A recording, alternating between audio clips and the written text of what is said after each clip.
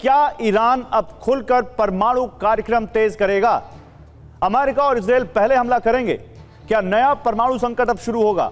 क्या एक और देश किम की राह पर चल पड़ेगा? देखिए, इसी से जुड़ी हम एक और बड़ी खबर दिखा दें, उसके बाद अपने मेहमानों के पास जाते हैं। बाब अल मंदेब से बड़ी खबर आ रही है। बाब अल मंदेब पर ईरान ने बड़ी धमकी दी है, हमला नहीं रुका तो अब बाब अल मंदेब भी बंद होगा।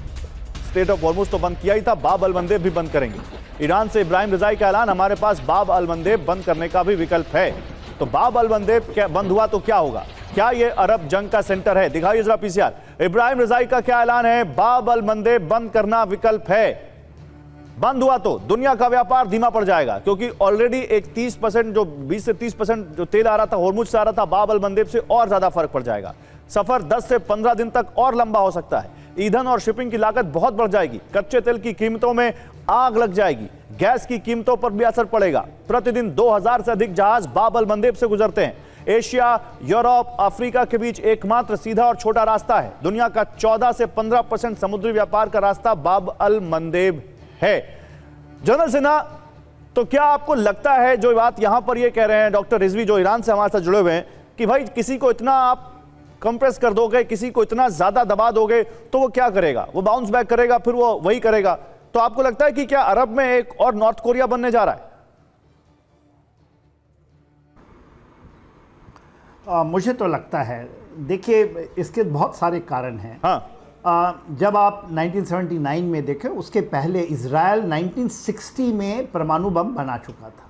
उस समय से उसके पास में है, तो कोई ऐसा मंशा नहीं थी। और मेरे ख्याल से ये बाद में जब इन्होंने माना था कि 3.56% आप इनरिचमेंट करेंगे, जो न्यूक्लियर डील हुई थी JCPOA,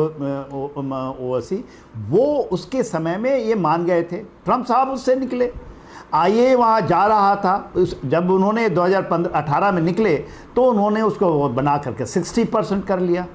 मगर ये एक मानना था कि मुश्तबा और अयतुल्लाह अल खamenei में आकाश ज़मीन की अंतर है सोच में। मुश्तबा नहीं आए हैं, और इसी सुपुर्दे खाक के दौरान लास्ट डे से एक दिन पहले वो 3 जहाज़ों को मार डालते हैं।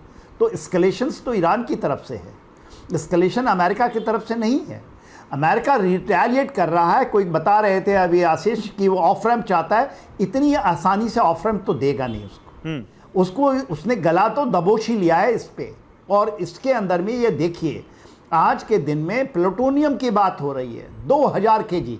नहीं तो फिर एक लॉजिक यहाँ पर ये है, जनरल सिन्हा मैं आता हूँ आप जो कह रहे हैं, एक लॉजिक तो यहाँ पर ये है जो डॉक्टर रिजवी दे रहे हैं आशीष, कि भाई स्ट्रेट ऑफ हॉर्मुज को खोलने की बात हुई थी, लेकिन ईरान के बताए रास्ते पर ही शिप्स जाएंगे, वो एमओयू कहता है। और वो जो 3 शिप जा रहे थे वो ओमान के रास्ते से जा रहे थे, ईरान के रास्ते से नहीं जा रहे थे, इसलिए ईरान मजबूर हो गया उन पर हमला करना। क्या इस लॉजिक में दम दिखता है? देखिए, इस तरह से जब एमओयू हुआ है तो एक ना बहुत कुछ गुड फेथ में चलना बहुत ज़रूरी होता है। अगर कोई 19-20 हो जाए, स्पेसिफिकली तब जब सिविलियन थर्ड पार्टी हो, अगर समझिए कि एग्जैक्टली वो रूट फॉलो नहीं किया, तो डायरेक्टली स्ट्राइक्स करना, अच्छा 1 नहीं 2 नहीं 3 पे ये क्लियरली दिखा रहा है और कि ये जो एमओयू था वो गुड फेथ में नहीं था, और उसका जो प्रैक्टिस है वो बहुत ही कॉन्फिडेंस बिल्डिंग मेजर के तौर पर नहीं किया जा रहा है। दूसरी चीज आप देखिए, एनपीटी का जो एक शगुफा नया लाया गया है, 2015 वाले JCPOA का क्या ही हाल हुआ हमने देखा। एनपीटी के अगर आप हट भी जाएं, क्योंकि ईरान की असेंबली में ना उनके जो पार्लियामेंटेरियंस हैं उन सब ने डिस्कस किया, और तभी अब निकल कर सामने आ रहा है कि धमकी दे रहे हैं कि अभी निकल जाएंगे। आप मुझे बताइए कि अगर IAEA के सुपरविजन से हट जाएंगे, या जब वो सुपरविजन में थे तब क्या न्यूक्लियर एनरिचमेंट नहीं हो रहा था? और ये शगुफा प्रैक्टिकली बहुत फर्क नहीं पड़ेगा। आप पहले भी जब आप एनपीटी में थे तब क्या कर रहा था ईरान? सिविलियन यूज की एम्बिग्यूटी में आप लगभग 60 से 70% तक के यूरेनियम एनरिचमेंट पे पहुंच गए थे। और यहीं पर इजराइल और अमेरिका का ईरान के खिलाफ जो भी एपिसोड्स हम 28 फरवरी के बाद देख रहे हैं अलग अलग फेजेस में, ये निकल के सामने आ रहा है। तो ये शगुफा जो है वो प्रैक्टिकली कुछ ऑन ग्राउंड चेंज नहीं करेगा। आप छोड़ दीजिए, फिर भी वही होगा जब आप एनपीटी में थे तब वो जो कर रहे थे।